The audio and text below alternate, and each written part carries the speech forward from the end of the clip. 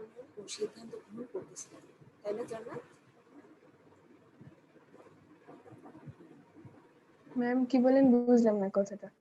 যে আমরা তো থার্ড চ্যাপ্টার পরিকল্পনা করছিলাম না, জি এর আগে ম্যাম। পড়া হচ্ছিল তো। হ্যাঁ, তো গত ক্লাসে আমরা কি পড়েছি?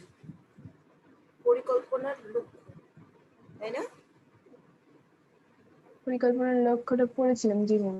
হুম, এটাতে লক্ষ্যের প্রকারভেদ, মানে গোল, টাইপস অফ গোল, যেটা কিনা আমরা দুই ভাগে ভাগ করতে পারি। একটা হলো প্রকৃতি বিচারে, আরেকটা হলো সাংগঠনিক স্তর বিচারে। আচ্ছা, গত ক্লাসে কি প্রকৃতি বিচারে যে চারটা ধরন আছে, উদ্দেশ্য, অবজেক্টিভস, মিশন, টাইম গোল, বাজেট গোল, এগুলো কি শেষ হয়েছিল সবকটা?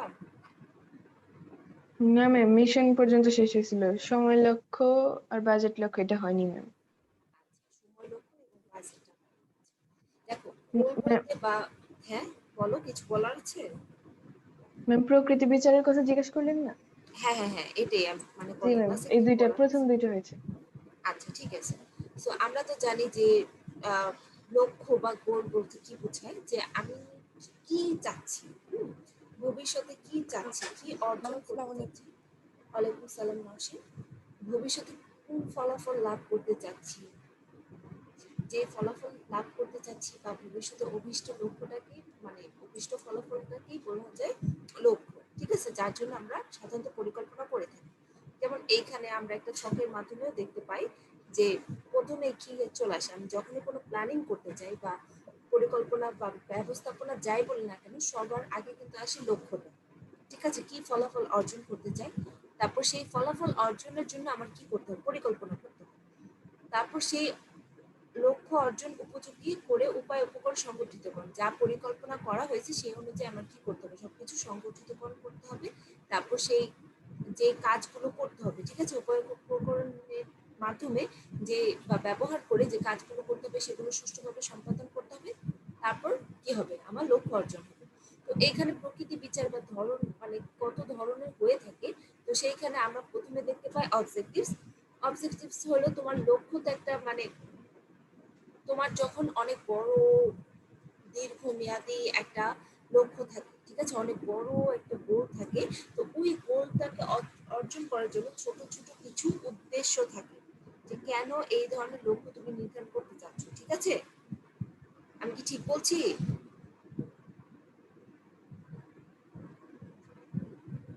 জি ম্যাম। তো দেখো, যে মানে ভবিষ্যতে যে বড় বড় লক্ষ্যগুলো থাকে বা কিছু একটা অর্জন করার থাকে, ঠিক আছে, তো সেইটা অর্জন করতে হলে আমাদের ছোট ছোট কিছু অবজেক্টিভস বা উদ্দেশ্য থাকে। হুম, তো সেই উদ্দেশ্যগুলো কে মানে আমরা একটা মানে বলতে পারি, মানে উদ্দেশ্যগুলো না, সরি, সেই গোলগুলোকে আমরা বলতে পারি উদ্দেশ্য, অবজেক্টিভস। এরপর আসে মিশন। মিশনটা অনেক লং টার্ম গোল বলা যায়, যেটা কিনা অনেকটা বলা যায় যে প্রতিষ্ঠানের যে মূল নীতি, ঠিক আছে, ব্রত বা সাধনা বা প্রচেষ্টা, মানে যা তারা করতে চায়, ঠিক আছে, সেই রকম কিছু একটা। যেমন মনে করো যে কোনো প্রতিষ্ঠান যদি চিন্তা করে যে আমাদের পণ্য সারা বাংলাদেশে ছড়িয়ে দিব, সকল দোকানে আমাদের পণ্য পাওয়া যাবে, এটা কি তাদের মিশন। এটা করতে তাদের অনেকটা সময় লাগবে, কিন্তু তারা এরকম কিছু একটা করার জন্যই কি ব্যবসা পরিচালনা করছে। আচ্ছা, এরপর হলো সময় লক্ষ্য, টাইম গোল। দেখো, সময় লক্ষ্য লক্ষ্যের একটি গুরুত্বপূর্ণ ধারণা। আচ্ছা, সময় বলতে এখানে মূলত মনে করো যে টাইম রিলেটেড, টাইম ফোকাসড, যদি তুমি কোনো গোল সেট করো। যেমন তুমি যদি চিন্তা করো যে আজকে সারাদিন মানে আজকে 24 ঘন্টার মধ্যে তুমি কি করবা, একটা চ্যাপ্টার শেষ করবা, যে কোনো একটা সাবজেক্টে যে কোনো একটা চ্যাপ্টার শেষ করবা। এই যে তুমি আজকে সারা দিনের জন্য যে একটা গোল সেট করলা যে এই চ্যাপ্টারটা পড়ে শেষ করবা, তো এটা কি তোমার কি হবে, এটা টাইম গোল। ঠিক আছে, দেখো, সময় লক্ষ্য লক্ষ্যের একটি গুরুত্বপূর্ণ ধারণা। একটা কাজ কত সময়ের মধ্যে শেষ করতে হবে এটা নির্ধারণ কি সময় লক্ষ্য বলে। হ্যাঁ, যখন কোনো লক্ষ্যের ক্ষেত্রে সময়টা খুব গুরুত্বপূর্ণ একটা ভূমিকা পালন করে, যে এই সময়ের মধ্যেই এই ফলাফল অর্জন করতে হবে, ঠিক আছে, তো তখন সেটাকে আমরা কি বলবো, টাইম গোল। অনেক সময় এরূপ লক্ষ্য সকল কর্মকাণ্ডের মূল লক্ষ্য বিন্দু বিবেচিত হয়। যেমন একটা নির্মাণ কোম্পানি বিল্ডিং নির্মাণের দায়িত্ব নিয়েছে, তাদেরকে নির্দিষ্ট করে দেওয়া হয়েছে 2 বছরের মধ্যে নির্মাণ কাজ শেষ করতে হবে, অন্যথায় নির্মাণ চুক্তি বাতিল হবে এবং নির্মাণ প্রতিষ্ঠান ক্ষতিপূরণ দিতে বাধ্য থাকবে। এই ক্ষেত্রে 2 বছর সময়কে সময় লক্ষ্য বলা হবে। আচ্ছা, একটা ব্যবসায়িক প্রতিষ্ঠান যদি সেট করে যে আগামী 6 মাসের মধ্যে তারা 10,000 ইউনিট পণ্য বিক্রি করবে, তো এইটা কি হবে? যদি সময়টা মুখ্য থাকে যে হ্যাঁ 6 মাসের মধ্যেই তারা 10,000 ইউনিট বিক্রি করবে, হ্যাঁ তারা তো 10,000 ইউনিট বিক্রি করতে পারে, সেটা তো 1 বছরও হইতে পারে, 3 মাসও হইতে পারে, 2 বছরও হইতে পারে, কম সময় বেশি সময় হইতে পারে। বাট তারা যখন একটা টাইম ফোকাসড করে দিবে যে এই 6 মাসের মধ্যে আমরা 10,000 ইউনিট বিক্রি করতে চাই, তো সেই ক্ষেত্রে এটা কি ধরনের গোল হবে? কে বলবে? মেয়েরা আমার কথা শুনতে পাচ্ছ?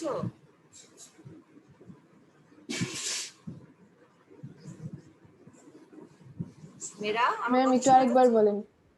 আমি বলতেছি যে কোন একটা ব্যবসা প্রতিষ্ঠান যদি সেট করে যে 6 মাসের মধ্যে তারা 10,000 ইউনিট বিক্রি করবে, তো এটা কোন ধরনের গোল হবে?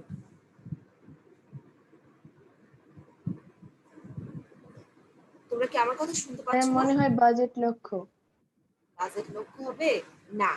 এখানে যদি সময়টা খুব গুরুত্বপূর্ণ থাকে বা সময়ের কথা একদম স্পেসিফিক ভাবে বলা থাকে, সেটা সময় লক্ষ্য হবে। কারণ 10,000 ইউনিট কিন্তু যে কোনো সময় বিক্রি করা যেতে পারে। সেটা হয়তো 6 মাসে বিক্রি না হলেও 3 মাসেও করা যেতে পারে, আবার 1 বছরও হইতে পারে, আবার 2 বছরও হইতে পারে। ঠিক আছে? বাট তুমি যখন একদম স্থির থাকো যে 6 মাসেই আমি বিক্রি করব, সময়টা খুব গুরুত্বপূর্ণ, সেক্ষেত্রে এটা কি গোল হবে? সময় গোল বা সময় লক্ষ্য। আসসালামু আলাইকুম। ওয়ালাইকুম সালাম। জান্নাত, এবার বুঝতে পারছি এটা কি কোন ধরনের লক্ষ্য হবে? জি ম্যাম, এখন বুঝছি, সময় লক্ষ্য। হ্যাঁ। এরপর আসে বাজেট লক্ষ্য। প্রতিষ্ঠানের প্রত্যাশিত ফলাফল যখন সংখ্যায় প্রকাশ করা হয় তাকে বাজেট লক্ষ্য বলে। প্রতিষ্ঠানের সম্ভাব্য আয়, ব্যয়, প্রাপ্তি প্রদান ইত্যাদি আর্থিক অঙ্ককে সাধারণভাবে বাজেট মনে করা হয়।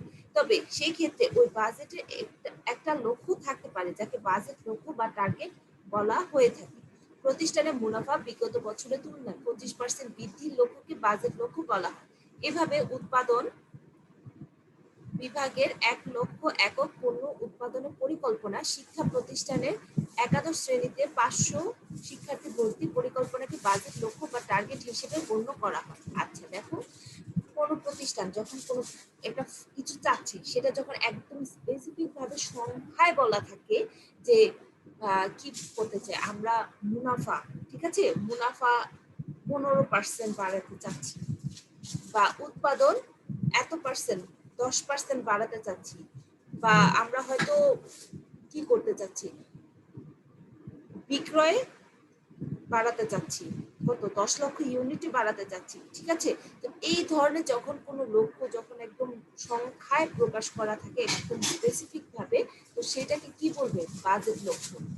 এখানে কিন্তু সময়টা খুব একটা গুরুত্বপূর্ণ না, হ্যাঁ সময় থাকবে, টাইম ফ্রেম থাকবে, বাট সেখানে মূল থাকবে কি পার্সেন্টেজটা, যে লক্ষ্যটা অর্জন করতে চাচ্ছি সে সংখ্যাটা। বুঝতে পারছি? এইটা মূলত কোনো প্রতিষ্ঠানের সম্ভাব্য আয় ব্যয়, কতটুকু আয় করতে চাচ্ছে, কতটুকু ব্যয় হবে, কত টাকা আসবে, কত টাকা দিতে হবে, হ্যাঁ প্রাপ্তি প্রদান ইত্যাদি আর্থিক অঙ্কে সাধারণত এই ধরনের বাজেট ধরনের গোল সেট করা হয়। তুমি কি আমার কথা বুঝতে পারছো? রেসপন্স করতে হবে।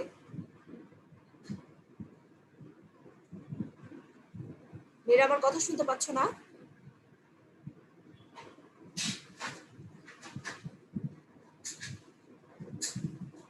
জি ম্যাম, পাচ্ছি তো।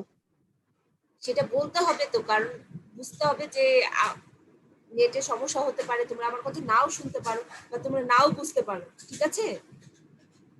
আচ্ছা, এরপর হলো সাংগঠনিক বিচারে লক্ষ্য।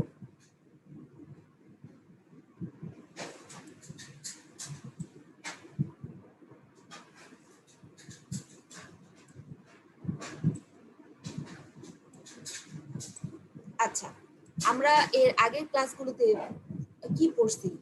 ব্যবসায়িক যে মানে একটা প্রতিষ্ঠান, ঠিক আছে, ব্যবস্থাপনা স্তরকে কয়টা ভাগে ভাগ করতে পারে?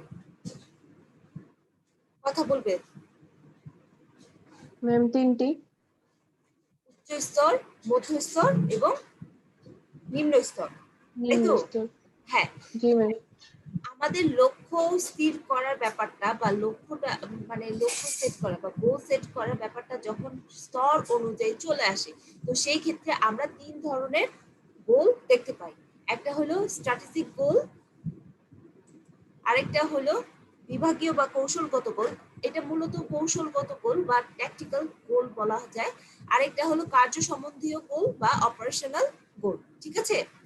আচ্ছা, একদম উপরের স্তরে, ঠিক আছে, উপরের স্তরে কোন ধরনের বড় বড় গুরুত্বপূর্ণ সিদ্ধান্তগুলো না হয় না? জি ম্যাম। হ্যাঁ, তো এই যে মানে গুরুত্বপূর্ণ বড় বড় সিদ্ধান্ত যে স্তরগুলোতে না হয়, তো সেই স্তরগুলোতে কি বড় দীর্ঘমেয়াদী অনেক লং টার্ম গোলগুলো সেট করা হবে? এটা তো বুঝতে পারতেছি। জি ম্যাম। হ্যাঁ, তো দেখো এখানে কি বলছে, প্রতিষ্ঠানের ঊর্ধ্বতন নির্বাহীগণ প্রতিষ্ঠানের জন্য দীর্ঘমেয়াদী যে লক্ষ্য নির্ধারণ করে তাকে স্ট্র্যাটেজিক লক্ষ্য বলে। মানে প্রতিষ্ঠানে এটা কি মূল কথা হলো ঊর্ধ্বতনরা করবে, ঠিক আছে, ঊর্ধ্বতনরা যে ধরনের গোল সেট করবে এবং সেটা অবশ্যই অনেকটা দীর্ঘমেয়াদী হবে, 1 বছরের বেশি, 5 বছরের কম, অথবা 5 বছরেরও বেশি হইতে পারে। যেমন দেখো এই যে মিশন, ঠিক আছে, আমরা যে পড়ছিলাম মিশন, তারপর কি মিশন থাকতে পারে, ভিশন থাকতে পারে, তারপর যে এক একটা বড় বড় অবজেক্টিভ বা উদ্দেশ্য থাকতে পারে, ঠিক আছে, তো এইগুলো কারা সেট করবে তোমার কি মনে হয়? ম্যাম মানে হচ্ছে উচ্চ পর্যায়ের ব্যবস্থাপকরা। হ্যাঁ, উচ্চ পর্যায়ের ব্যবস্থাপকরাই এই ধরনের গোলগুলো সেট করে, ঠিক আছে। প্রকৃতি বিচারে যদি হিসাব করি তাহলে দেখবো যে এই যে উদ্দেশ্য, অবজেক্টিভস, একটা প্রতিষ্ঠান কেন পরিচালিত হচ্ছে, তারপর মিশন, তারপর এই যে স্বাধীন উদ্দেশ্য, দূরের কল্পনা, ভিশন, ঠিক আছে, এগুলো মূলত উচ্চ স্তরের ব্যবস্থাপকরাই সেট করে থাকে। 10 বছরের মধ্যে বিনিয়োগকারীদের মুনাফা 20% উন্নীত করো। দেখো সময়টা কত অনেক বড় একটা সময়, 10 বছরের মধ্যে মুনাফা কত করবে, 20% বাড়াবে। তারপর 5 বছরের মধ্যে ঢাকায় বিভিন্ন মার্কেট আরো নতুন 3টি শাখা দোকান প্রতিষ্ঠা। 5 বছরের মধ্যে বিক্রয়ের পরিমাণ বর্তমান অপেক্ষায় 3 গুণ বৃদ্ধি ইত্যাদি এরূপ লক্ষ্যের উদাহরণ। বুঝতে পারছি? তো এই যে এত বড় বড় সিদ্ধান্ত, এত লং টার্ম সিদ্ধান্তগুলো মূলত উচ্চ স্তরের ব্যবস্থাপকরা নিয়ে থাকে, এবং এই উচ্চ স্তরের ব্যবস্থাপকরা যে ধরনের লক্ষ্য নির্ধারণ করে তাকে আমরা কি বলবো, স্ট্র্যাটেজিক লক্ষ্য বা স্ট্র্যাটেজিক গোল। মনে থাকবে? জি ম্যাম। এটা মূলত খুব একটা কঠিন না, বাট নামগুলো কঠিন, ঠিক আছে, কারণ অনেকেই শুধুমাত্র ট্যাকটিক্যাল গোল দেখলে অনেকটা কনফিউজড হয়ে যায়, বা অপারেশনাল গোল বলতে কি বুঝে এটা শুনলে কনফিউজড হয়ে যায়। বাট এটা মূলত স্তর অনুযায়ী তুমি যদি ভাগ করে বুঝে পড়তে পারো তাহলে ভুলার কোনো চান্স নেই। আচ্ছা, তো আমরা তো উচ্চ স্তরে কোন ধরনের গোল পড়া মানে সেট করা হয় সেটা দেখলাম। এখন আসি মধ্য পর্যায়ে। প্রতিষ্ঠানের মধ্য পর্যায়ে ব্যবস্থাপকগণ স্ট্র্যাটেজিক লক্ষ্য অর্জনের জন্য বিভাগীয় পর্যায়ে যে লক্ষ্য নির্ধারণ করেন তাকে বিভাগীয় বা কৌশলগত লক্ষ্য বলে। হ্যাঁ, উচ্চ স্তরে যে লক্ষ্যগুলো অর্জন করা হয় সেইগুলো অর্জন করার জন্য কি পরবর্তীতে কি আবার যে মধ্য পর্যায়ে যে বিভিন্ন ডিপার্টমেন্ট বা বিভাগগুলো আছে তাদেরকে আবার এক একটা লক্ষ্য নির্ধারণ করতে হবে না? তাদের নিজস্ব ডিপার্টমেন্টে এক একটা লক্ষ্য থাকবে না? বুঝতে পারছি?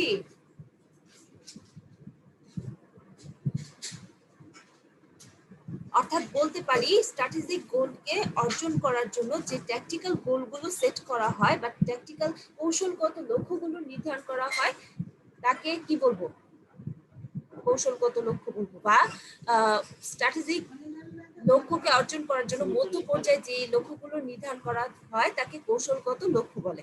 বিক্রয় বৃদ্ধির স্ট্র্যাটেজিক লক্ষ্য বাস্তবায়নের জন্য একটা প্রতিষ্ঠানে উৎপাদন বিভাগ 1 বছরে 25% উৎপাদন বৃদ্ধির পরিকল্পনা গ্রহণ করেছে। এটিকে উৎপাদন বিভাগের বিভাগীয় বা কৌশলগত লক্ষ্য বলা হয়। হ্যাঁ, দেখো তোমার যদি বলা হয়ে থাকে মানে এখানে স্ট্র্যাটেজিক গোল যদি এরকম থাকে যে তোমার প্রতিষ্ঠানে আগামী 10 বছরে তোমরা কি করতে যাচ্ছ, 30% বিক্রয় বৃদ্ধি করতে চাচ্ছ, ঠিক আছে, 30% বিক্রি যদি বৃদ্ধি করতে চাও তাহলে সেটা কি ডিপার্টমেন্ট কি মধ্য পর্যায়ে কি বিক্রয় বৃদ্ধির যে স্ট্র্যাটেজিক গোলটা আছে সেটার জন্য কি তোমাকে উৎপাদন করতে হবে, উৎপাদন বেশি করতে হবে, তো কি করতে হবে 1 বছরে 25% উৎপাদন বৃদ্ধি যদি করতে পারো তাহলে আলটিমেটলি 10 বছর পর তোমরা যে 30% বিক্রয় বৃদ্ধি করতে চাচ্ছ সেটা অর্জন করা সম্ভব হবে। এটিকে উৎপাদন বিভাগের বিভাগীয় বা কৌশলগত লক্ষ্য বলা হয়। কারো কোনো প্রশ্ন থাকলে বা বুঝতে না পারলে প্রশ্ন করবে। কার্য সম্বন্ধীয় লক্ষ্য অপারেশনাল গোল। প্রতিষ্ঠানের নিচের পর্যায়ে উপবিভাগ বা কর্মকেন্দ্রগুলোতে বিভাগীয় লক্ষ্য বাস্তবায়নের জন্য যেই সকল লক্ষ্য নির্ধারণ করা হয় তাকে কার্য সম্বন্ধীয় লক্ষ্য বলে। শ্রম ঘন্টার অপচয় রোধের জন্য যন্ত্রপাতি রক্ষণাবেক্ষণ বিভাগ লক্ষ্য নির্ধারণ করেছে যন্ত্রপাতি রক্ষণাবেক্ষণ বিভাগ লক্ষ্য নির্ধারণ করেছে যে কোনো মেশিনে ত্রুটি দেখা দেয় 3 ঘন্টার মধ্যে তা অবশ্যই মেরামত করা হবে। এটি কার্য সম্বন্ধীয় লক্ষ্যের উদাহরণ। আচ্ছা, তোমরা যদি মানে এই যে মানে কৌশলগত লক্ষ্য যেটা মধ্য পর্যায়ে, হ্যাঁ, একটা প্রতিষ্ঠানের যে ডিপার্টমেন্টাল যে গোলগুলো থাকে বা কৌশলগত লক্ষ্যগুলো থাকে সেগুলো অর্জন করার জন্য কি করতেছে, নিচের স্তরের ব্যবস্থাপকরা যেই ধরনের লক্ষ্য নির্ধারণ করে সেটা হলো অপারেশনাল গোল। কারণ আমরা জানি ব্যবস্থাপনার একদম নিচের স্তরের যারা থাকে তারা কিন্তু সরাসরি উৎপাদনের সাথে বা একদম ফিল্ড ওয়ার্ক মাঠ পর্যায়ে কাজ যারা করে তাদেরকে দেখাশোনা করে বা তাদেরকে ম্যানেজমেন্ট করে থাকে। এটাই তো, শুনতে পাচ্ছো? জি ম্যাম। ওরা বুঝতে পারছো? শুধুমাত্র জান্নাত রেসপন্স করতেছে, বাকিরা কি শুনতে পাচ্ছ না?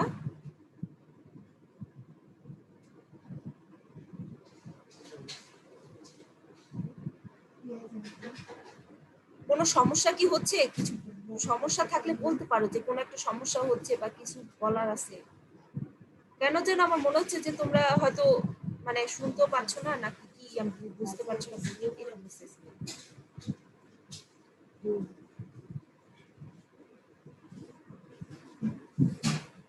মেয়েরা, তোমরা সত্যি কথা বলো, তোমরা কি পড়া বুঝতেছো?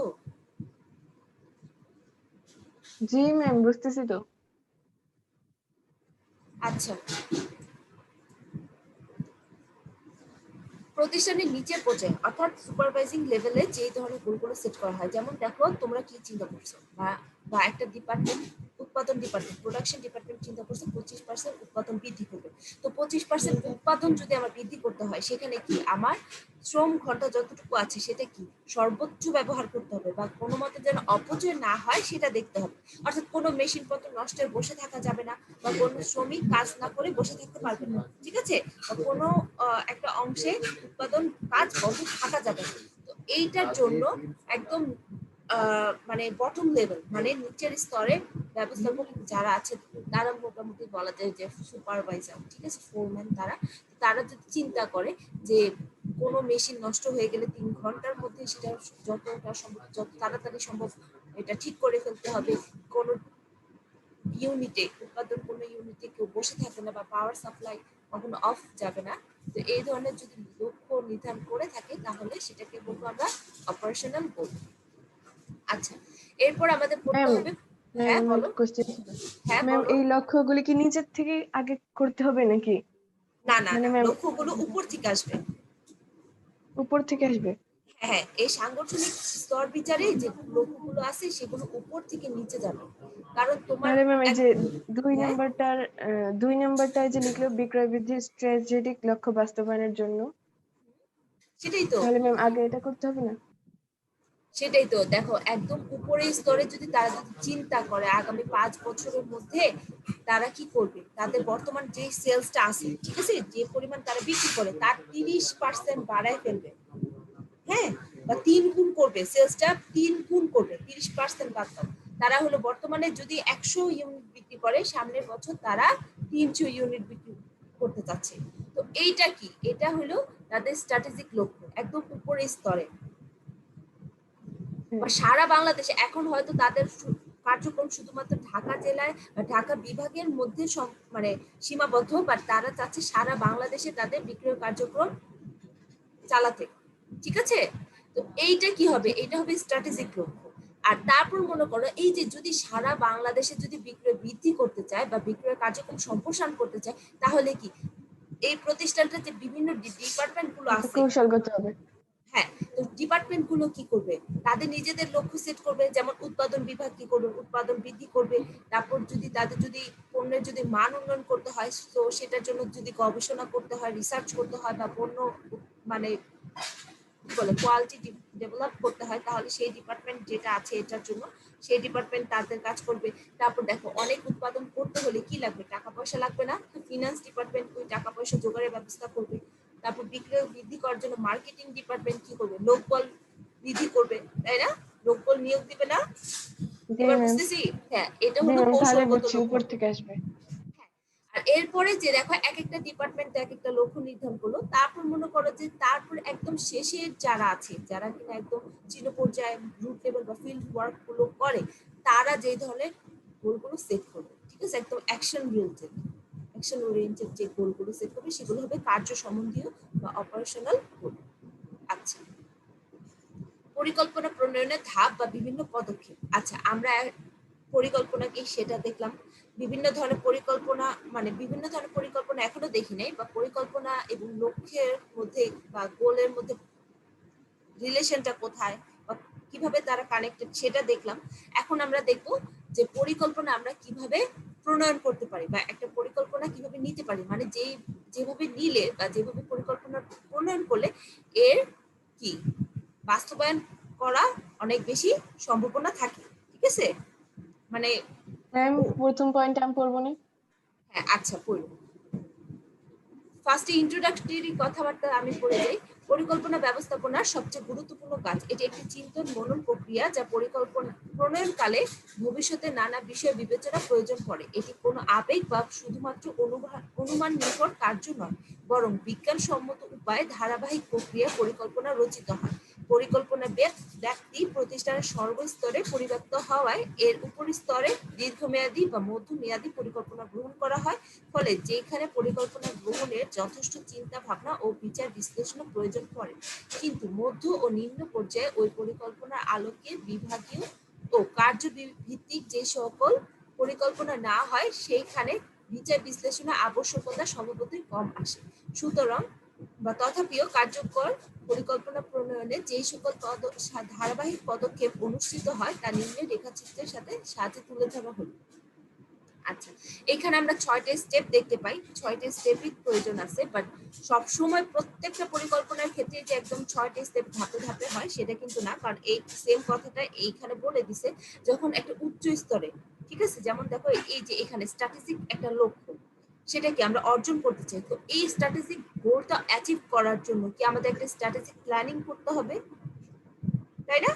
স্ট্র্যাটেজিক প্ল্যানিং করতে হবে বা স্ট্র্যাটেজিক পরিকল্পনা করতে হবে। তো ওই পরিকল্পনাটা মূলত অনেকটা লম্বা সময়ের জন্য হয়, মধ্যমেয়াদীর জন্য বা দীর্ঘমেয়াদীর জন্য হয়। তো সেইখানে কি অনেক বিচার বিশ্লেষণ, ঠিক আছে, চিন্তা ভাবনা করতে হয় যে কি করব, কারণ একটা গোল যখন তুমি সেট করো এবং সেটার জন্য যখন একটা প্ল্যানিং করো, তাহলে কি সেই প্ল্যানিংটা কিন্তু সেটা যদি একদম সিদ্ধান্ত নিয়ে নাও, ঠিক আছে, একদম ডিসাইডেড হয়ে যাচ্ছে হ্যাঁ এই প্ল্যানিংটাই আমরা কি করব, ফলো করব, এই প্ল্যানটা আমরা ফলো করব, তো সেই ক্ষেত্রে কিন্তু তোমরা কিন্তু একটা লং টার্ম কিন্তু একটা ফলাফলের জন্যই আগাচ্ছ।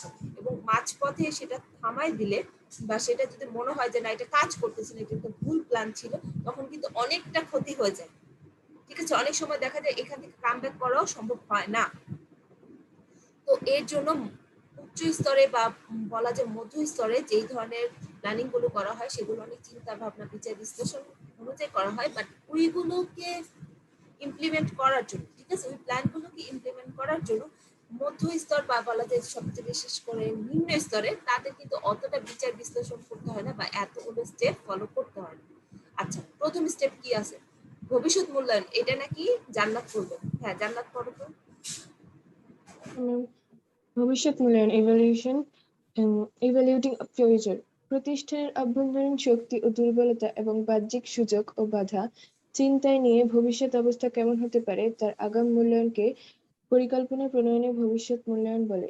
এক্ষেত্রে বাইরের বিভিন্ন পক্ষ যেমন গ্রাহক, প্রতিযোগী, সরবরাহকারী ইত্যাদি পক্ষের প্রতিক্রিয়া গুরুত্বের সাথে বিবেচনা করার প্রয়োজন পড়ে। অভ্যন্তরীণ বিভিন্ন বিষয় যেমন আর্থিক সুযোগ সুবিধা, যন্ত্রপাতির মান, ব্যবস্থাপক ও কর্মীদের দক্ষতা ইত্যাদিও এক্ষেত্রে বিবেচনা করতে হয়, যার আলোকেই ভবিষ্যৎ মূল্যায়নের প্রকৃত অবস্থা সম্পর্কে জানা যায়। আচ্ছা, তো এইখানে জান্নাত তুমি পড়ে কি বুঝতে পারছো একটু বলো তো।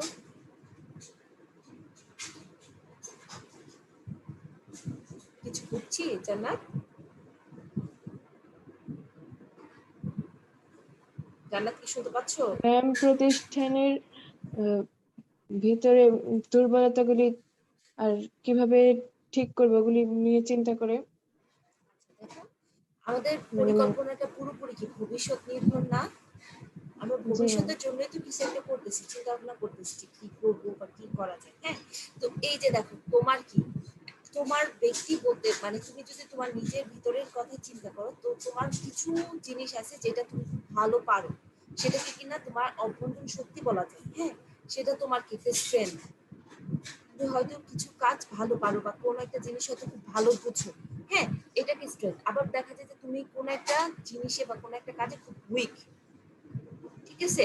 আবার দেখা যায় যে তোমার পারিপার্শ্বিকতা, তোমার নিজের ভেতরের কথা যখন চিন্তা হয়ে গেছে, তখন তুমি কি তোমার পারিপার্শ্বিকতা চিন্তা করো। তো সেইখানে কিছু জিনিস আছে তোমার জন্য কি সুযোগ বা সুবিধা নিয়ে আসবে, সেটাকে কি বলবো, অপরচুনিটি, বাহ্যিক মানে বাহ্যিক অপরচুনিটিস বা, এবং কিছু জিনিস আছে তুমি যা অর্জন করতে চাও, যে লক্ষ্য সেট করতেছো, সেটার জন্য কি বাধা স্বরূপ। এটা তোমার ভেতরের ব্যাপার না, মানে তোমার পারিপার্শ্বিকতা, পরিবেশ বলতে পারো, বা বাইরের থেকে যে থ্রেড গুলো আসতেছে, ঠিক আছে, বা সমস্যাগুলো আসতেছে, সেগুলো একটা থ্রেড। তো যখন তুমি একটা পরিকল্পনা সেট করতে যাবা, তখন কি তোমার কি কি দুর্বলতা আছে, এবং কোন এই যে এই ধরনের লক্ষ্য অর্জন করার জন্য তোমার যেই যেই স্ট্রেংথ গুলো লাগবে, ঠিক আছে, মানে যা যেই অভ্যন্তরীণ শক্তিগুলো লাগবে, তো সেইটা কি কি আছে, স্ট্রেংথ কি কি আছে, উইকনেস কি কি আছে, তুমি মানে বাইরে থেকে কি কি অপরচুনিটি গুলো ইউজ করতে পারবা, বা কোন ব্যাপারগুলো তোমার জন্য অপরচুনিটি হবে, বা কোন জিনিসগুলো তোমার জন্য থ্রেট হিসেবে আসবে, ঠিক আছে, মানে ভবিষ্যতে আসবে যখন তুমি আসলে পরিকল্পনাটা বাস্তবায়ন করতে যাবা, ঠিক আছে, বা যে লক্ষ্যটা অর্জন করতে যাচ্ছ তা কিভাবে করবা বা কি কি হইতে পারে, তো সেই নিয়ে যখন তুমি চিন্তা করবা, তখন এগুলো তোমাকে মূল্যায়ন করতে হবে।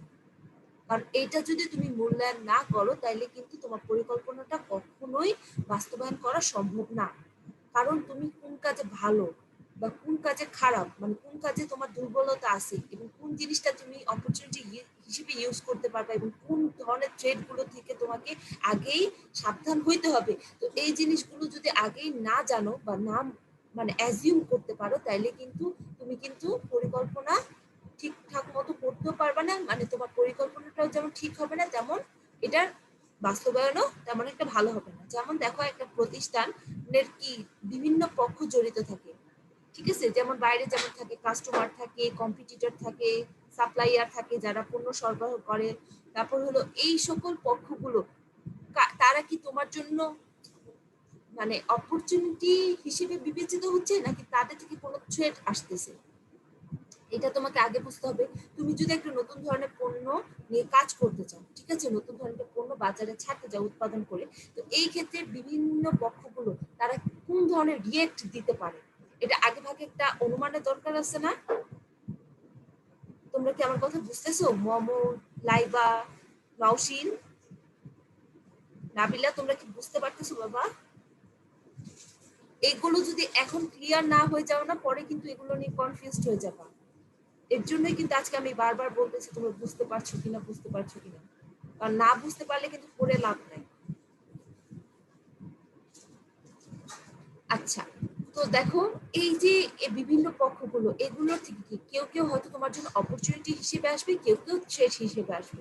আবার দেখো, একটা প্রতিষ্ঠান ভিতরে যে ব্যাপারগুলো, যেমন প্রতিষ্ঠানের ফিনান্সিয়াল কন্ডিশনটা কেমন, হ্যাঁ, এটা যদি খুব ভালো থাকে, এটা প্রতিষ্ঠানের জন্য একটা স্ট্রেংথ হয়ে যাবে। যন্ত্রপাতি মান কেমন, যন্ত্রপাতিগুলো যদি খুব ভালো থাকে, সেটা একটা স্ট্রেংথ। অথবা যন্ত্রপাতিগুলো যদি পুরানা মডেলের হয়, হ্যাঁ, অত ভালো না হয় কন্ডিশন, তাহলে কি এটা একটা উইকনেস। তারপর ব্যবস্থাপক এবং কর্মীরা কতটা স্কিল, ঠিক আছে, ব্যবস্থাপক এবং কর্মীরা যদি খুব স্কিল হয়, সেটা একটা স্ট্রেংথ। আবার যদি খুব দুর্বল হয়, মানে দুর্বল না মানে অদক্ষ হয় বা কাজে ভালো না হয়, তাহলে সেটা কি একটা উইকনেস। এগুলো তোমার পরিকল্পনা করার সময় সবার আগে তোমার এইটাই মূল্যায়ন করতে হবে যে এখন পরিস্থিতি কি, এবং ভবিষ্যতে। দেখো, তুমি একটা 3 মাসের জন্য একটা প্ল্যানিং করো, বা 6 মাসের জন্য করো, বা 2 বছরের জন্য করো, তো এই 2 বছরের মধ্যে কি কি হইতে পারে, কোন পরিস্থিতি হইতে পারে, সেটা বিবেচনা করতে হবে। এটাকে অনেকটা বলে শর্ট অ্যানালাইসিস, বুঝছো? মাঝে মাঝে আসে শর্ট অ্যানালাইসিস বলতে কি বুঝে, যেমন এই যে স্ট্রেংথের এস, উইকনেস এর ডব্লিউ, তারপর অপরচুনিটি ও, এবং থ্রেটের টি। এর জন্য অনেক আসে। তোমরা যখন অনার্সে যদি ম্যানেজমেন্টের কোনো কোর্স পাও তাহলে এটা দেখো অনেক আসে। SWOT analysis. আচ্ছা, এরপরেরটা লক্ষ্য নির্ধারণ, এটা কি পড়বে? ম্যাম আমি পড়ি। হ্যাঁ পড়ো সুমাইয়া। লক্ষ্য নির্ধারণ পরিকল্পনা গ্রহণের পূর্বে কোনো ফল অর্জনের জন্য তা প্রণীত হবে হবে পূর্বেই তা নির্ধারণকে পরিকল্পনার লক্ষ্য নির্ধারণ বলে।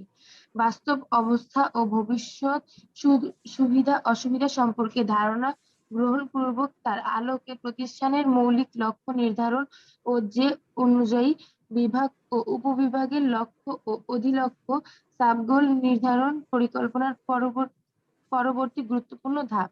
ধরা যাক একটি প্রতিষ্ঠান তাদের উৎপাদন বিগত বছরের তুলনায় 10 ভাগ বৃদ্ধি করার সিদ্ধান্ত নিয়েছে, তবে তার আলোকে বিভিন্ন বিভাগের লক্ষ্য নির্ধারণ করতে হবে।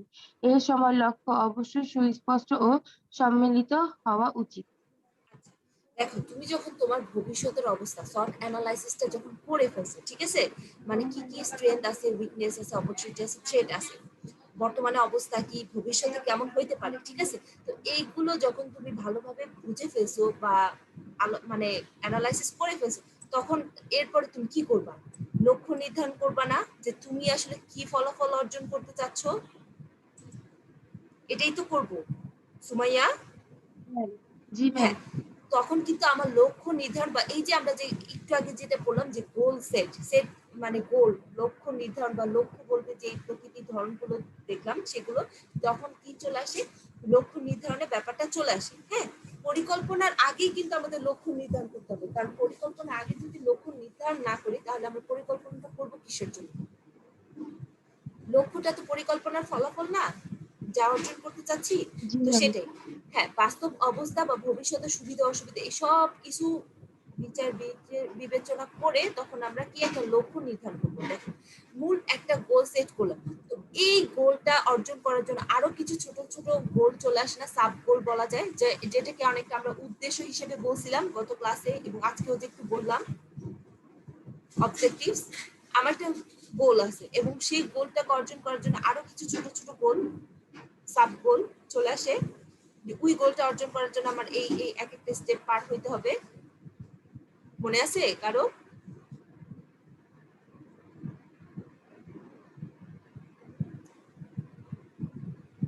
আচ্ছা, তো এই যে তখন হলো কি বলা যায় যে আমার গোল থাকবে, সাব গোল থাকবে, তো কোনটা কখন সেট করব বা মানে কোনটা কখন অ্যাচিভ করতে হবে সেই সব কিছুই কি আমরা এই পর্যায়ে নির্ধারণ করে ফেলবো। তারপর 3 নাম্বারটা কে পড়বে? বিকল্প স্থিরকরণ। কেউ পড়তে চাই? কেউ পড়তে চায় না? নওশীন পড়বে?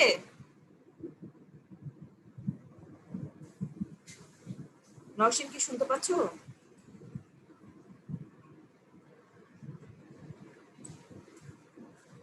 ম্যাম আমি পড়বো। হ্যাঁ আচ্ছা পড়ো জান্নাত। Okay ma'am. 3, বিকল্প স্থিরকরণ ডিটারমাইনিং দ্য অল্টারনেটিভস। অনুমিত অবস্থার মধ্য দিয়ে কিভাবে লক্ষ্যে পৌঁছানো যাবে এজন্য বিভিন্ন বিকল্প কার্যপদ্ধতি দাঁড় করানোর কাজকেই পরিকল্পনার বিকল্প স্থিরকরণ বলে। ধরা যাক ভবিষ্যতে কোনো বিশেষ দ্রব্যের চাহিদা ব্যাপকভাবে বাড়বে বলে মনে করা হচ্ছে। এখন এই বর্ধিত বাজারে কিভাবে একটা প্রতিষ্ঠান নিজেদের বিক্রয় বাড়াবে এজন্য বিভিন্ন বিকল্প যেমন মূল্য কমানো, বিজ্ঞাপন বাড়ানো, পণ্যের মান উন্নয়ন ইত্যাদি যে কোনো এক বা একাধিক বিষয় বিবেচনা করতে পারে। বিকল্পের সংখ্যা বেশি হলে তার মধ্য হতে একেবারে দুর্বল বিকল্প বাদ দিয়ে শক্তিশালী বিকল্পসমূহ নির্দিষ্ট করা হয়ে থাকে।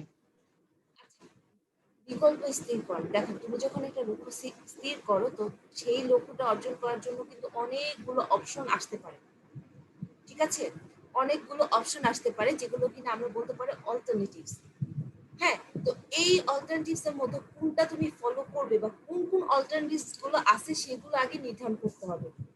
কারণ দেখো এইখানে বর্ধিত বাজার, একটা পণ্যের যদি বাজার ডিমান্ড মার্কেট মানে মার্কেটে যে ডিমান্ড আছে সেটা পণ্যটার ডিমান্ড অনেক বেড়ে গেছে বা বাড়বে, এটাও বোঝা যাচ্ছে। এখন এই ডিমান্ড বাড়ার সাথে সাথে মানুষ কিনবে, চাহিদা বাড়তেছে, ক্রেতার সংখ্যা বাড়ছে আস্তে আস্তে। তো তাদের মধ্যে কি আমাদের পণ্যের বিক্রয়টা আমরা কিভাবে বাড়াতে পারি? যেমন আমাদের যে প্রোডাক্ট আছে সেটার কি মূল্য কমাবো, নাকি এই ধরনের পণ্য আমাদের যে প্রোডাক্ট আছে সেটার গুণাগুণ বৈশিষ্ট্য সবকিছু নিয়ে আরো বেশি প্রচারণা মানে বিজ্ঞাপন বাড়াবো, নাকি পণ্যের মান উন্নয়ন মানে প্রোডাক্টের যে এক্সিস্টিং কোয়ালিটি আছে সেটাকে আমরা ডেভেলপ করবো। এই ধরনের প্রত্যেকটাই কি আমরা করব না, প্রত্যেকটাই কিন্তু করব না।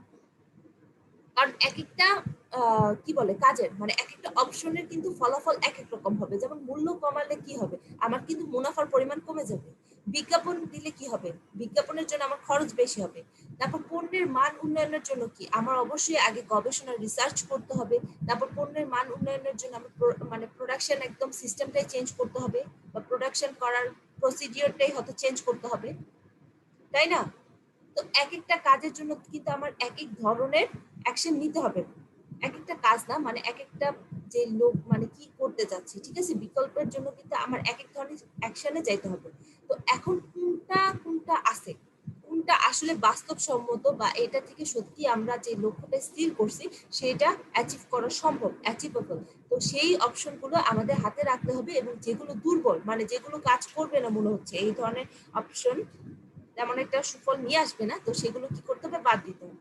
তারপর বিকল্প সমূহ মূল্যায়ন, এটা কি পড়বে কেউ ম্যাম যদি আমি না? পড়ি। হ্যাঁ সুমাইয়া পড়ো। বিকল্প সমূহ মূল্যায়ন, দাঁড় করানো প্রতিটি বিকল্প তার সুবিধা অসুবিধার আলোকে কতটা গ্রহণযোগ্য তা বিবেচনা করার কাজকে বিকল্প সমূহ মূল্যায়ন বলে। এক্ষেত্রে বিকল্প সমূহ অনুমিত অবস্থা ও লক্ষ্যের আলোকে বিবেচনা করতে হয়। সাধারণত বিচারের কোনো পরিকল্পনা সর্বোত্তম মনে হলে প্রাতিষ্ঠানিক বিভিন্ন বিষয় বিবেচনা ও বিকল্প গ্রহণযোগ্য নাও হতে পারে। প্রয়োজনে প্রতিটি বিকল্পকে আরেকটি প্রজেক্ট হিসেবে বিবেচনা করে তাদের সম্ভাব্য ব্যয়, প্রাপ্য ম্যাম এটা কি, সম্ভাব্য প্রাপ্তব্য ব্যয় সুবিধা প্রাপ্তব্য ও সুবিধা। অসুবিধা প্রত্যেক পৃথকভাবে বিবেচনা করতে হয়। হ্যাঁ, আচ্ছা দেখো, আমরা তো আমাদের হাতে যতগুলো অপশন আছে মানে যত বেশি অপশন পাওয়া যায় তত কিন্তু ভালো। কারণ আমরা যদি কোনো একটা কিছু অ্যাচিভ করতে চাই তখন আমাদের যদি অনেকগুলো ওয়ে থাকে যে হ্যাঁ অনেকগুলো ওয়েতে আমরা অ্যাচিভ করতে পারি, তখন কিন্তু আমাদের কাছে একটা মানে এটা কিন্তু একটা ভালো পরিস্থিতি বা একটা ভালো একটা ব্যাপার হিসেবে ধরা যায় যে অনেকগুলো ওয়ে আছে, যেটা সবচেয়ে ভালো সেটা আমরা সিলেক্ট করতে পারি। এখন তোমার কাছে যদি অনেকগুলো বিকল্প থাকে, ঠিক আছে, প্রত্যেকটা বিকল্পেরই কিন্তু এক একটা বা এক একটা অপশনের কিন্তু কিছু সুবিধা থাকে কিছু অসুবিধা থাকে, তাই না? প্রত্যেকটা অপশনের দেখা যায় যে কিছু মানে স্পেসিফিক নিজস্ব কিছু ডিমান্ড থাকে, যার জন্য ওই অপশনটা সিলেক্ট করলে আমার ওই ধরনের কাজ করতে হবে, ওই ধরনের আমি সুবিধা পাবো, এই ধরনের অসুবিধা হবে। তো এই সকল যে মানে এই সকল ক্ষেত্রে তো আমার যে বিকল্পগুলো আছে সবকটা বিকল্পের সুবিধা অসুবিধাগুলো আমার আলাদা আলাদা ভাবে মার্ক করতে হবে। এবং এই ক্ষেত্রে অবশ্যই আমাকে খুব প্র্যাকটিক্যাল হইতে হবে এবং রেশনাল হইতে হবে। আমি কোনো মতে ইমোশন দিয়ে চিন্তা ভাবনা করবো না, ঠিক আছে? প্রত্যেকটা বিকল্পের সুবিধা অসুবিধা সবকটা আমি আলাদা করে মানে একদম লিস্টেড করে তখন আমি কি মূল্যায়ন করবো যে হ্যাঁ এটার থেকে আমি এতটুকু সুবিধা পাচ্ছি, এটার অসুবিধা এতটুকু। আবার এই অপশনটা থেকে অপশন বি থেকে আমি কি এই সুবিধাগুলো পাচ্ছি, এটার অসুবিধা এতটুকু। যদি আমার কাছে দুইটাই অপশন থাকে অপশন এ এবং অপশন বি, তখন দেখতে হবে কোনটা থেকে আমি সুবিধা বেশি পাচ্ছি এবং কোনটার অসুবিধাটা একটু কম, ঠিক আছে? তখন কি আমার কি এই যে মূল্যায়নের ব্যাপারটা একটার সাথে একটা কম্পেয়ার করার ব্যাপারটা চলে আসে, যখন কিনা প্রত্যেকটা বিকল্পের সুবিধা অসুবিধা, হ্যাঁ কতটুকু এটাতে কত টাকা ব্যয় হবে, এটা থেকে কি কি আমার অর্জন হবে, বা এটা প্রজেক্টটা মানে আমার যে লক্ষ্যটা আছে বা প্ল্যানিংটা মানে লক্ষ্যটা আছে সেটা অর্জনের জন্য আমি কতটা সুযোগ সুবিধা পাবো, ঠিক আছে? তো এই সবকটাই আমি মূল্যায়নের ক্ষেত্রে বিবেচনা করব। এরপরেরটা সর্বোত্তম বিকল্প গ্রহণ, কে পড়বে? ম্যাম আমি করবো। হ্যাঁ পড়ো। ম্যাম ক্যাটাগরিকে আবার জয়েন করবো বেশ। এটা কি জয়েন করবো কিনা, আচ্ছা জয়েন করে আমি শেষ করে দিব, ঠিক আছে? Okay ma'am. আচ্ছা ম্যাম পড়ি। 5 সর্বোত্তম বিকল্প গ্রহণ, সিলেক্টিং দ্য বেস্ট অল্টারনেটিভ। বিকল্পসমূহ মূল্যায়নের পর প্রতিষ্ঠানের বাস্তবতার আলোকে কার্যকর বিকল্পটি খুঁজে বের করাকেই সর্বোত্তম বিকল্প গ্রহণ বলে। ঢাকা থেকে চট্টগ্রাম যাওয়ার একাধিক বিকল্প পথ রয়েছে। এখন কোনো ব্যক্তি কোনো এখন এখন কোনো ব্যক্তি কোন পথে সেখানে যাবে তা তার প্রয়োজন, সময় ও বাস্তব অবস্থার আলোকে নির্ধারণ করতে হয়। বিজ্ঞাপন না বাড়িয়ে মধ্যস্থ ব্যবসায়ীদের কমিশনের পরিমাণ বৃদ্ধির বিষয়টি লাভজনক বিবেচিত হতে পারে। বাছাইকৃত বিকল্পটি কার্যকরী মৌলিক পরিকল্পনা হিসেবে গৃহীত হয় এবং তাকে পূর্ণাঙ্গ পরিকল্পনা হিসেবে রূপায়িত করা হয়ে থাকে। হ্যাঁ, দেখো আমরা কি এর আগে কি মূল্যায়ন করছি, ঠিক আছে, কতটুকু সুবিধা পাচ্ছি, কতটুকু অসুবিধা আছে। হ্যাঁ, 4 নাম্বার স্টেপে কিন্তু এটা মূল্যায়ন করার পরে এখন আমার কাছে যেটা সবচেয়ে ভালো মনে হচ্ছে, আমার মানে আমি কি অর্জন করতে চাচ্ছি সেটার সাথে আমার কোন অপশনটা সবচেয়ে বেশি কি মনে হচ্ছে, সঠিক মনে হচ্ছে বা ভালো মনে হচ্ছে, তো আমরা কি করব সেটাই গ্রহণ করব। হ্যাঁ, এরপর হলো 6 নাম্বার যেটা সহায়ক পরিকল্পনা প্রণয়ন। মৌলিক পরিকল্পনা বাস্তবায়নের জন্য কোনো সহায়ক বা সহযোগী ভিন্ন পরিকল্পনা না হলে তাকে সহায়ক পরিকল্পনা বলে। মূল পরিকল্পনা বাস্তবায়নের প্রয়োজনে অনেক সময় প্রতিষ্ঠানে বিভিন্ন সহায়ক পরিকল্পনা গ্রহণের প্রয়োজন পড়ে। ধরা যাক একটা বিমান কোম্পানি কয়েকটা নতুন বিমান ক্রয়ের পরিকল্পনা নিচ্ছে। এখন এই পরিকল্পনা বাস্তবায়নে কতগুলো সহায়ক পরিকল্পনা নিতে হবে, যেমন ক্রু সংগ্রহ, তাদের প্রশিক্ষণ, মেরামত ও রক্ষণাবেক্ষণের সুবিধা সৃষ্টি ইত্যাদি। হ্যাঁ, দেখো তুমি কি অপশন বেস্ট যে অল্টারনেটিভ সেটা সিলেক্ট করছো। এখন তার সাথে সাথে তোমার যদি আরো কিছু এক্সট্রা, হ্যাঁ, যে যদি তোমাকে হেল্প করবে এরকম কিছু পরিকল্পনা তুমি নিয়ে নাও বা তৈরি করো, তো সেক্ষেত্রে সেটা হবে কি সহায়ক পরিকল্পনা। এটা কিন্তু সব ক্ষেত্রে তোমার প্রয়োজন হয় না। যখন দেখা যায় যেটা বলতেছিলাম সহায়ক পরিকল্পনা, হ্যাঁ, তোমার যে মেইন যে প্ল্যানিংটা আছে, মৌলিক যে প্ল্যান সেটা বাস্তবায়ন করার জন্য দেখা যায় যে ছোট ছোট আরো কিছু অক্সিলারি প্ল্যানিং বা হয়তো দেখা যায় যে হেল্প করবে সাবসিডিয়ারি প্ল্যানিং আছে সেগুলো করতে হবে, ঠিক আছে। যেমন এইখানে আমাদের একটা উদাহরণ দিল যে একটা বিমান কোম্পানি নতুন কিছু বিমান ক্রয়ের পরিকল্পনা নিচ্ছে, ঠিক আছে। এই যে বিমানগুলো যে ম্যাম, তারা ক্রু সংগ্রহটা কি? সংগ্রহ হলো যারা ওই বিমান চালানো করে না জি ম্যাম। তারা, আবার এয়ার হোস্টেস তারাও বলা যায়।